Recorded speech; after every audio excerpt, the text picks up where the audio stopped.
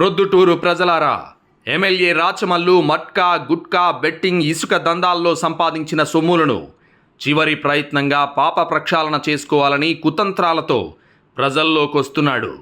గత 10 సంవత్సరాలుగా మన ప్రొద్దుటూరు ప్రజలను పీడించి సంపాదించిన సొమ్మే ఈ డబ్బంతా.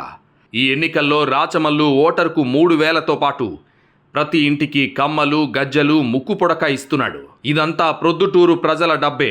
ఇదంతా తీసుకున్నా తప్పు లేదని నా భావన. ఎవరు వద్దు అనకుండా తీసుకోండి. ఎవరికైనా రాని ఎడల మీ ఏరియా వైఎస్ఆర్సీపీ లీడర్లను అడిగి మరీ తీసుకోండి. కానీ ఒక్కటి మాత్రం గుర్తుంచుకోండి, మన ఒక్క ఓటుకు 3,000 ఇచ్చారంటే తిరిగి 5 ఏళ్లలో ఒక్క ఇంటి నుంచి 50,000 నుంచి 1,00,000 రూపాయలు గుంజుకోవడం మొదలవుతుంది. ఆలోచించండి. మీ ఓటును మాత్రం మీ భవిష్యత్తు కోసం ఆలోచించి నిర్ణయం తీసుకోండి.